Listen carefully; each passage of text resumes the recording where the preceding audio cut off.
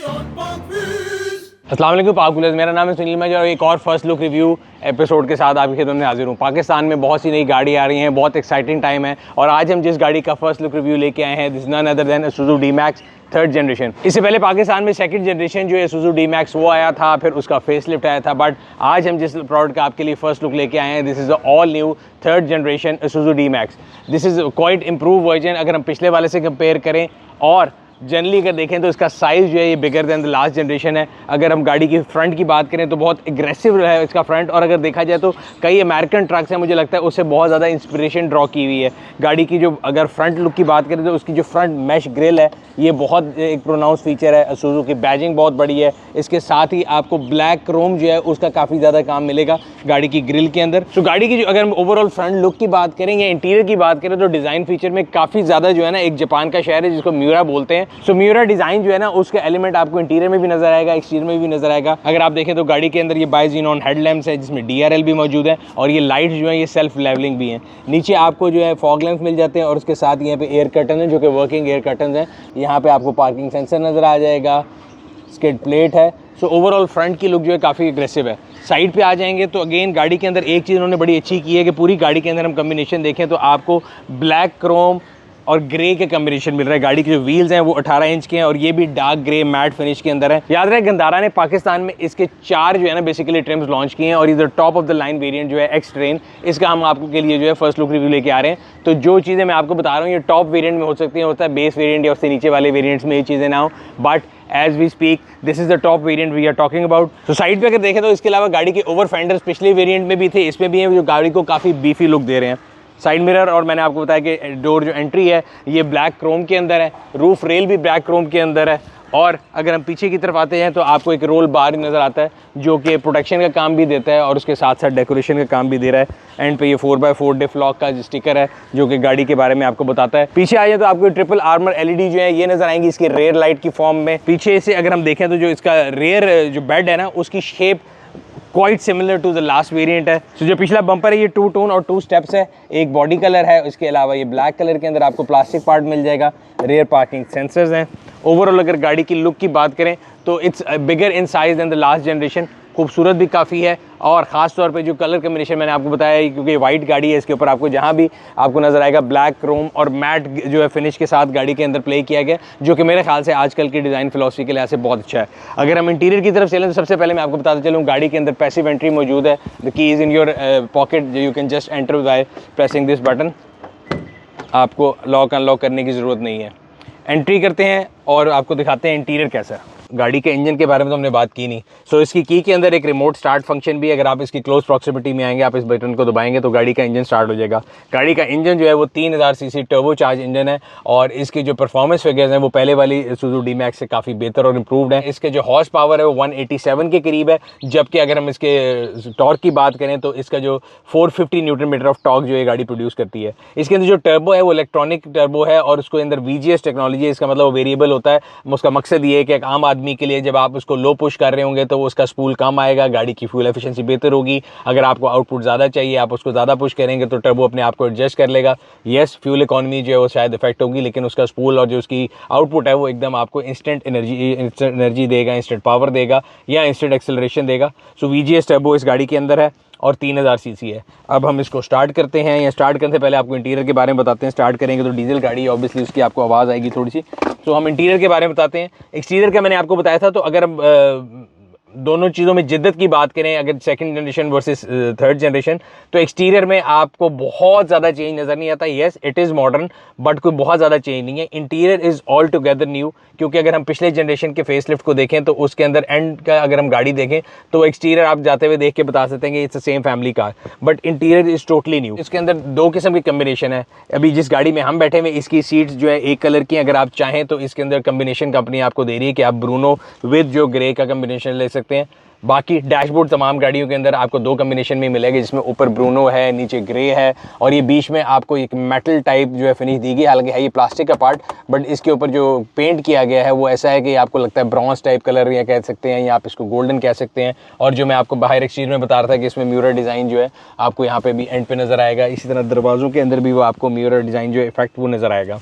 Steering wheel के ऊपर सुजू का जो बैजिंग है, स्टीयरिंग व्हील भी अगेन जो है लेदर के अंदर है और 2 टोन है, एक जो इसका मैंने आपको बताया ब्रूनो कलर और एक ये ग्रे या इसको आप ब्लैक कह सकते हैं वो है। इंफोटेनमेंट स्क्रीन की अगर बात करें तो ये 9 इंचेस की है, इसके अंदर एंड्रॉयड ऑटो, एप्पल कारप्ले दोनों मौजूद हैं। अब हम गाड़ी को स्टार्ट भी कर लेते हैं और देखते हैं कि जो इसका रिवर्स कैमरा था उसमें डायनामिक गाइडलाइन है कि स्टैटिक है, वो भी पता लग जाएगा। जब तक गाड़ी स्टार्ट हो रही है मीटर की बात कर लेते हैं। मीटर जो इसकी मल्टी इन्फॉर्मेशन डिस्प्ले स्क्रीन है ये 7 इंचज़ की है एंड इट्स क्वाइट इम्प्रूव, पिछले वाले से काफ़ी ज़्यादा फ़र्क है। सेंटर में जो आपको ये स्क्रीन मिल रही है, साइड पे आपको इसकी गेजेस मिल रही हैं, इसमें आपकी हीट की गेज जो है वो ज़रा डिजिटल फॉर्मेट की है, एनालॉग आपको मिल जाती है फ्यूल की और RPM गेजेस। सेंटर जो आपका मिलिट्री इन्फॉर्मेशन डिस्प्ले है वो आपको डिजिटल स्पीड बता रहा है, इसके अलावा आपको क्लस्टर के अंदर तमाम नेसेसरी इन्फॉर्मेशन जो है वो भी प्रोवाइड कर रहा है। देख लेते हैं कि क्या क्या दे रहा है। म्यूज़िक ऑफ का बता रहा है, इस टाइम गाड़ी 2 व्हील में ये बता रहा है, डिफरेंट सेटिंग्स आपकी बता रहा है, आपकी फ्यूल एवरेज बता रहा है। सो तमाम इन्फॉर्मेशन, इसलिए इसको मल्टी इन्फॉर्मेशन डिस्प्ले कह रहे हैं बिकॉज ये आपको मल्टीपल इन्फॉर्मेशन एक ही स्क्रीन प्रोवाइड कर रही है। अब आ जाते हैं इंफोटेनमेंट सिस्टम की तरफ, जो मैंने आपको बता रहा था कि ये 9 इंचज़ का है। इसके अंदर जो इंपॉर्टेंट बात वो ये है कि इसमें एंड्रॉयड ऑटो और एप्पल कारप्ले जो आजकल हर बंदा पूछ रहा होता है इसके अंदर है और नॉन वायर्ड है, जो कि अच्छी चीज़ है। गियर बॉक्स गाड़ी का 6 स्पीड सिक्वेंशियल गियर है और ये देखें, ये इसका मतलब है गुड न्यूज़ आ गई है। और ये डायनेमिक है, स्टैटिक नहीं है। तो डायनेमिक गाइडलाइंस है, स्टैटिक नहीं है। अच्छा जी, इसके अलावा अगर हम यहाँ पे बात करें, इसके अंदर डुअल जोन क्लाइमेट कंट्रोल है, डिजिटल क्लाइमेट कंट्रोल है। पैसेंजर और ड्राइवर अपनी मर्जी का टेम्परेचर सेट कर सकते हैं। सो ड्राइविंग सीट की अगर हम बात करें, ये 8 वे ऑटो है। पैसेंजर सीट अभी तक पाकिस्तान में आने वाले पिकअप ट्रक्स की तरह मैनुअल ही है। पार्किंग सेंसर ऑफ करने का बटन है, डाउन हिल असिस्ट है और यहाँ पे आपका डिफ लॉक, यस डिफ लॉक जो आप पीछे पढ़ रहे थे कि अगर आपने गाड़ी को ऑफ रोडिंग पे लेके जाना है और आपको ज़्यादा ट्रैक्शन चाहिए तो आप इसको दबा के एक बटन की मदद से डिफ लॉक इंगेज कर सकते हैं। यहाँ पे जो है इसकी मदद से आप गाड़ी को 2 व्हील 4 व्हील बड़े आराम से चेंज कर सकते हैं। तो भी हम इसको 4 व्हील में कर रहे हैं, 2 व्हील में कर दें। USB-C कनेक्टिविटी आ गई यहाँ पे आपका चार्जिंग सॉकेट के लिए जगह आ गई और सेंटर आर्मरेस्ट जो है ये आपको ड्राइविंग पोजीशन में बेहतरीन जो है ना सपोर्ट प्रोवाइड कर रहा है। Like all other pickup trucks in Pakistani market, no electronic hand brake, normal hand brake है, जो कि अगेन मेरे से जब लोग पूछते हैं तो मैं ओल्ड स्कूल हूँ, मुझे ठीक लगता है। यहाँ पे आपका ग्लव बॉक्स आ गया, अपर ग्लव बॉक्स। अगेन इसके अंदर हवा गुजरने की जगह नहीं है, वरना कई लोग इसको कूल बॉक्स क्लेम करते हैं बट ये कूल बॉक्स होता नहीं है। इसके अलावा ब्लैक रूफ लाइनर है, auto dimming rear view mirror है। एक चीज़ यहाँ पे डैशबोर्ड के अंदर बड़े मज़े की, यहाँ पे आपको स्टोरेज मिल जाती है। इससे पहले मैंने एक जो है ना FJ क्रूज़र में यहाँ पे होता था, ये यहाँ पे अपना सामान वगैरह मोबाइल या कोई भी चीज़ें रख सकते हैं। तो एक किस्म का लगेज ट्रे ये भी है। इसके अलावा यहाँ पे आपको सन ग्लासेस होल्डर मिल जाता है। ये वार्म लाइट है इसके अंदर भी देखते हैं वार्म लाइट है कि नहीं है, कि लाइट आई नहीं है अभी इसमें भी वार्म लाइट है। वैनिटी मिरर दोनों साइडों पे मौजूद हैं। ड्राइविंग साइड का शीशा है, दिस इज़ ऑटो, बाकी जो है वो मैनुअल है, उनको आपको यानी ऊपर करने के लिए वो स्विच को पकड़ना पड़ता है। इसके लिए this is one touch go and इसमें सेंसर होना चाहिए, ये सेंसर है। और आपका अगर कोई हाथ ख़तरनाक गलती से हाथ आ जाए तो ये खुद ही ऑटोमेटिकली वापस आ जाएगा। इसके अलावा इसके अंदर 8 स्पीकर्स हैं। बाकी AC के वेंट्स जो है यहाँ पे एक ये ग्रे कलर का इस्तेमाल किया गया है, जो कि बाकी डिज़ाइन फिलॉसफी में कहीं नहीं आया। यहाँ पे तो आपको AC के जो बटन्स हैं इनमें हार्ड बटन मिलते हैं, जो कि अच्छी बात है। मैं अगेन कहता हूँ कि ओल्ड स्कूल लोगों के लिए ज़रा हार्ड बटन ज़रूर होते हैं, वरना नई गाड़ी में ज़्यादातर डिजिटल पैड्स होते हैं। ये इधर हार्ड बटन जो है ये सिल्वर में है, यहाँ आपके डोर हैंडल सिल्वर में है और ये AC की जालियाँ सिल्वर में है। इनको भी वैसे पियानो ब्लैक और वो किया जा सकता था, बट अगेन डिज़ाइनर की अपनी मर्जी है, डिज़ाइन फिलॉसफी उनकी अपनी है। एक और यहाँ पे गाड़ी में एक पावर बटन जो कि बड़े काम की चीज़, इसको रफ टेरेन मोड बोलते हैं, वो आपको ये गियर के राइट पे मिल जाएगा, डिफ लॉक के ऊपर एंड राइटली प्लेस। इसका फ़ायदा ये है बेसिकली रफ टेरेन मोड में अगर आप जाएंगे गाड़ी तो ऑटोमेटिकली गाड़ी अपने टॉर्क, अपनी ब्रेक, अपनी सस्पेंशन को एडजस्ट कर लेगी और आप जब रफ टेरेन में जा रहे होंगे तो आपको मैक्सिमम आउटपुट, मैक्सिमम ट्रैक्शन और आपकी ब्रेक का जो रिस्पॉन्स है वो बहुत अच्छा मिलेगा। ये ज़्यादातर अमेरिकन ट्रक्स में आता था और ये बड़ी अच्छी चीज़ है कि इसमें उन्होंने दिया है। तो इस with one click off button अगर आप किसी ऐसी जगह पे मौजूद हैं कि आपको परफॉर्मेंस ज़्यादा चाहिए तो ये आपको बेहतरीन परफॉर्मेंस वहाँ पे प्रोवाइड करेगी। इसके अलावा हम इसकी पिछली सीट के ऊपर बैठ के आपको बताते हैं। अगली सीट में तो एंट्री एग्जिट बड़ा इजी था, मैंने आपको बताया था कि गाड़ी में पैसिव एंट्री मौजूद है। पिछली वाली सीट पे बैठते हैं। मुझे याद है जब हमने पहले भी इसका रिव्यू किया था जो पिछली जनरेशन का था, तो इसकी जो पिछली सीट होती है, अक्सर लोगों का ये सवाल होता है कि जी जो पिकअप ट्रक्स हैं इसकी पिछली सीट का कंफर्ट जो वो ज़्यादा नहीं मिलता। By the virtue of design अगर आप उसका डिज़ाइन देखें तो बहुत कम जगह होती है इसमें डिज़ाइनर प्ले कर सकता है। अगर वो इस सीट को आगे ले जाएगा तो लेग स्पेस कम हो जाएगी और अगर इसको आगे लेके जाएगा तभी इस एंगल को वो चेंज कर सकता है। बट येट मुझे याद है कि जो इसके पिछली जनरेशन वाला सुजुकी मैक्स था उसकी जो पिछली सीट की कंफर्ट थी that was much better than comparative products. So खैर एंटर करते हैं। Entry exit I think is much better than last time. मुझे लगता है कि लास्ट टाइम मुझे एंट्री में मसला हुआ था तो उन्होंने इसकी एंट्री एग्जिट को बेहतर बनाया है। अच्छा जी, पिछली सीट के अंदर अगेन ये भी मैंने इसको फुल पीछे किया हुआ है, स्पेस ठीक है, अगर इसको थोड़ा आगे कर लेंगे तो I think there is ample of space here. फिर वही जो कम्बिनेशन आपको बताया था ब्रूनो और ग्रे का म्यूरर डिज़ाइन के साथ, दरवाजे के अंदर ये इफेक्ट है और वो जो स्ट्रिप चल रही है उसी कलर की वो आ गई। पीछे एसी के वेंट मौजूद हैं, USB-C कनेक्टिविटी मौजूद है, यहाँ पे अपने फ़ोन या कोई चीज़ रखना हो वो रख सकते हैं। और यहाँ पे आपके पास एक तो यहाँ पे होल्डर है, इसके अलावा ये भी होल्डर मौजूद है। और अगर देखा जाए तो पिछली सीट पे 3 हेडरेस्ट हैं, 3 लोग आराम से बैठ सकते हैं, सेंटर बम्प इतना ज़्यादा है नहीं। और yes this is a difference, यहाँ पे अगर आप मिडिल सीट में बैठें तो मैं पहली बार इस गाड़ी की पिछली सीट में बैठा हूँ, लेकिन जनरली अगर आप किसी भी गाड़ी की सीट में मिड में बैठते हैं तो आपको एक बड़ा डिस्कम्फर्ट फील होता है। This is something better than what other products I have reviewed up till now.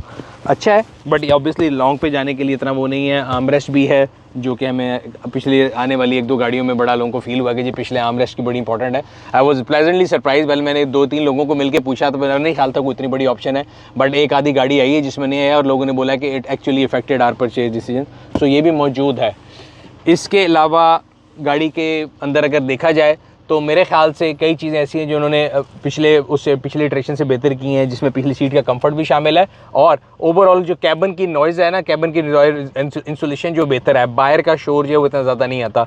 Being a diesel engine yes उसके अंदर एक जो है ना आवाज़ है इंजन की, बट जो बाहर का दूसरा शोर है वो आपको गाड़ी के अंदर नहीं आता। सेफ्टी फीचर्स की बात करें तो सेफ्टी फीचर्स के अंदर भी इसके अंदर 7 एयर बैग हैं गाड़ी के अंदर। अगर हम traction control, electronic brake distribution, EBA, EBD, hill start assist, hill descent assist, तमाम ऐसे जो फीचर जो कि ड्राइवर को एड कर सकते हैं वो प्रोवाइड किए गए हैं। Added to that is the cruise control also available, और क्रूज़ कंट्रोल को लगाना बड़ा आसान है। उसके स्टीयरिंग के ऊपर एक बटन है, आप बटन दबाएं और मैंने भी इसको करके भी देखा तो बड़े आराम से क्रूज़ कंट्रोल इंगेज हो जाता है। जहाँ पे सेफ्टी ऑप्शन की बात हो रही है, इसमें एक और सेफ्टी ऑप्शन भी है जो कि मैंने इससे पहले वाली किसी गाड़ी में नहीं देखा पाकिस्तानी आने वाली मार्केट में। उसको बोलते हैं व्हिप्लैश फंक्शन। व्हिप्लैश फंक्शन के बेसिकली ये इसके अगले हेडरेस्ट और पिछले हेडरेस्ट में अगर आपको गाड़ी को पीछे से आके हिट करती है और पैसेंजर को इम्पैक्ट होता है तो जो आपके हेडरेस्ट हैं वो आपको ऐसी कुशनिंग प्रोवाइड करते हैं जो कि आपकी सेफ्टी के लिए एक अहम रोल प्ले करती है, which is a good thing. एक और चीज़ इस गाड़ी में है, ट्रेलर जो है, अगर आप गाड़ी के, हमारे यहाँ वैसे इतना कॉन्सेप्ट नहीं है गाड़ी के पीछे ट्रेलर जो टो करने का, लेकिन अगर आप इसके साथ ट्रेलर टो कर रहे हैं तो उसमें एंटी स्वे फंक्शन भी है, तो उसके स्वे को भी खुद ही कंट्रोल करता है।